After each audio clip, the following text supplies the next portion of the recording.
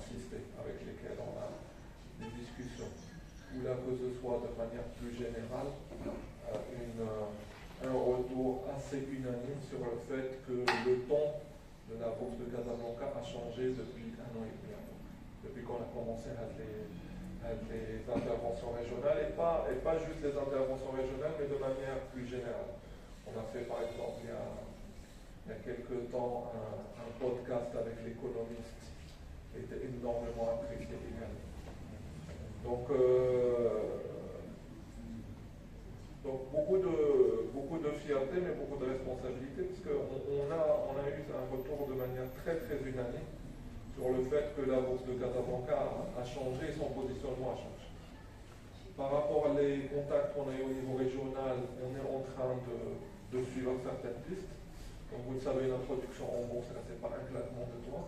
Et c'est peut-être aussi de manière très humble, l'une des autocritiques qu'on s'est fait par rapport à notre action dans le passé. Vous ne pouvez pas venir et être un partenaire qui est là pour avoir des deals tout de suite. Il faut une relation dans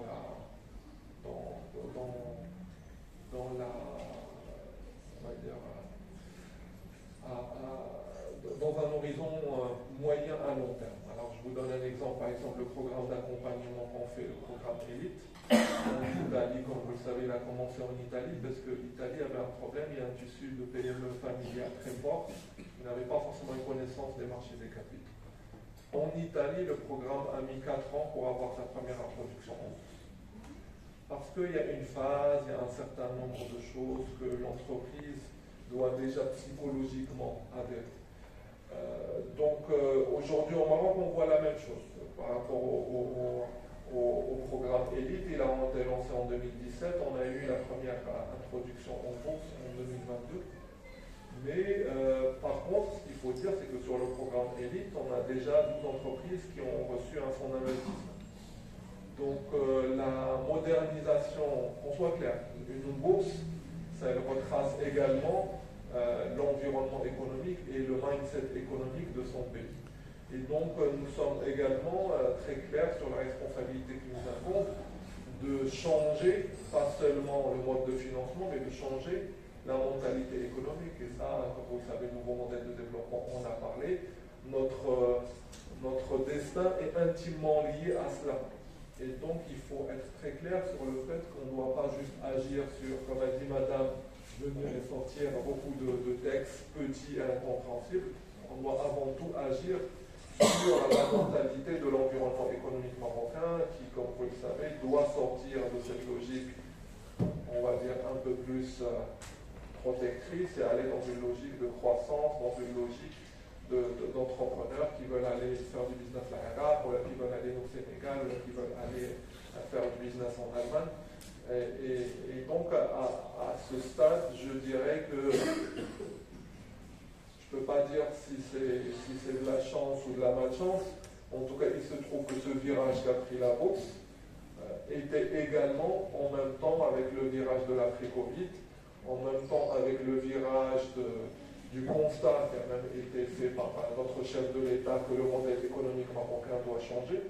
Et donc on est très optimiste, ambitieux, responsable par rapport au fait que la nouvelle bourse de Casablanca et ce nouveau environnement économique doivent aller de pair. Le nouveau modèle de développement, comme vous savez dans le rapport, il y a des mots très forts par rapport à la bourse de Casablanca, par rapport au modèle de financement. Voilà, peut-être que j'y reviens, mais je pense qu'aujourd'hui, il y a une conscience qu'avec le changement du paradigme économique mondial, le paradigme économique marocain doit évoluer, doit changer.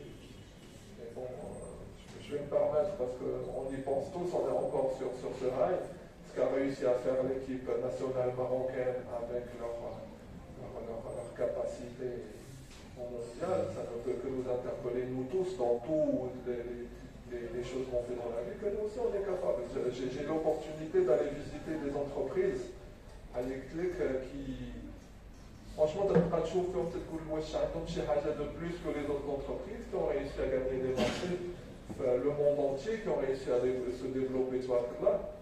Et on se dit, la seule chose que je trouve qu'ils ont chez elles de différent par rapport aux autres entreprises, C'est juste qu'au niveau du management, il y a une volonté. Bon, je suis désolé, j'ai convergé vers quelque chose dont on a beaucoup parlé récemment, ce n'est pas fait exprès de le dire. Mais c'est vrai que, franchement, le chef d'entreprise marocain n'a pas de quoi rougir. Finalement, quand je compare, c'est 50 bonhommes qui sont basés la banlieue de Meknès contre 50 bonhommes qui sont basés la banlieue de Bordeaux. Et finalement, bon, il y a les environnements qui changent un peu, mais c'est avant tout la volonté des personnes. Je rencontre quelques entreprises, les Dagozouin la bourse, et j'essaie de voir ce qu'ils ont de différent. C'est avant tout cette volonté de vouloir changer les choses. J'ai des histoires personnelles incroyables. J'ai des gens qui sont là-bas, des multimilliardaires, qui me disent, moi, tu sais, j'avais pas d'argent, j'étais obligé de dormir sur l'entrepôt, on me dit de l'Ukraine pour avoir mon premier marché, ou de etc. Ça m'a rempli de beaucoup d'humilité, mais aussi d'une conviction qu'on n'est pas très loin.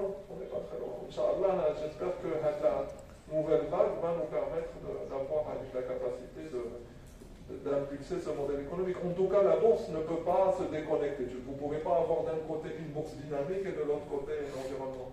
Donc j'espère que, et c'est peut-être aussi un rôle par rapport à la bourse de Casablanca pour revenir à l'autre chose. La bourse de Casablanca doit sortir de purement son rôle en tant que marché d'échange de titres. Elle doit avoir plus. Ça doit être un marché d'échange d'idées. La bourse, pour beaucoup de gens, je pense que, je ne dis pas de bêtises, pour beaucoup de gens, la bourse est quelque chose d'aspirationnel. Et donc, l'une des choses qu'on aimerait bien remplir, et il y a encore du travail, mais de raconter l'histoire de le capitalisme marocain où des gens réussissent. Il y a plein de gens, on a malheureusement un côté très cynique en se disant que les gens qui réussissent les affaires au Maroc ont forcément des introductions ou des choses, pas en bourse mais ailleurs. C'est pas vrai, c'est pas vrai. Moi j'en ai rencontré plein qui ont fait l'école publique et qui ont bien bossé, qui ont été malins et qui marchent très très bien.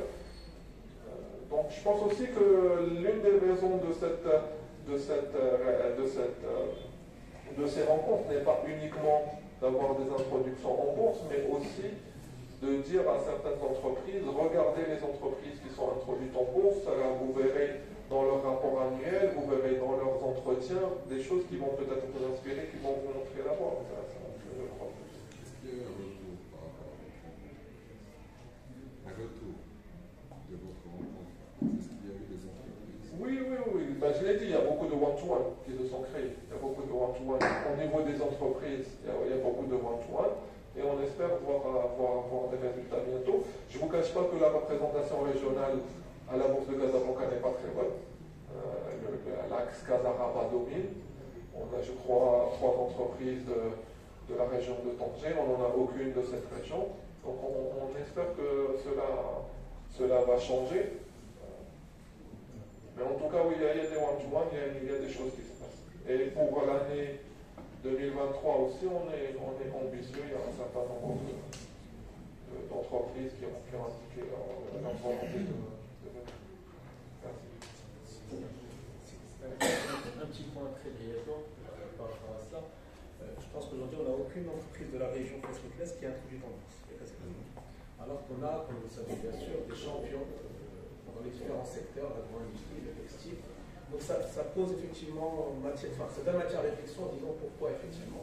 Est-ce qu'elles n'en ressentent pas le besoin? Est-ce qu'elles n'en voient pas l'utilité? Et je pense qu'aujourd'hui, l'objectif de ces rencontres, c'est justement un peu d'ouvrir un peu les yeux sur le mode de financement qui peut ouvrir de nouvelles perspectives. Et je remercie encore une fois tous les partenaires aujourd'hui présents. C'est le premier point. Et le deuxième point, il faut aussi savoir qu'aujourd'hui, on a 30% des entreprises qui sont créées qui ne dépassent pas la durée de 5 ans après leur création. Ça aussi, ça pose la question sur la survie des entreprises créées, ça c'est au niveau national, en se disant aujourd'hui, bon, il y a des facteurs exogènes, des facteurs endogènes, mais parmi les problématiques qui causent la mortalité de ces entreprises, le financement arrive. Tout à l'heure, M. le directeur général a évoqué le fait qu'une PME qui était florissante n'arrivait pas à avoir les financements bancaires à travers le crédit classique malgré sa solidité. Et aujourd'hui, comme vous le savez, dans un monde de plus en plus globalisé et compétitif, soit on grandit, soit on disparaît. Et donc aujourd'hui, justement, l'introduction en bourse peut en tout cas être une solution pour lever des fonds, se développer, exporter davantage, se positionner sur de nouveaux marchés et accompagner le développement des activités. Et je pense que, en fait, au final, l'objectif de ces rencontres, c'est vraiment voilà, de planter des graines, comme l'a dit le directeur général de la Bourse de Casa. C'est d'abord sensibiliser, vulgariser, partager de l'information. Après, bien sûr, pour les entreprises qui sont intéressées, ce sera des ateliers one-to-one, avec, Inch'Allah, on espère avoir au moins une première entreprise de la région qui s'introduise en bourse et qu'elle donne un peu l'exemple pour les autres et pour pouvoir justement devenir des fleurons de plus en plus importants au niveau de l'économie nationale. D'autres questions?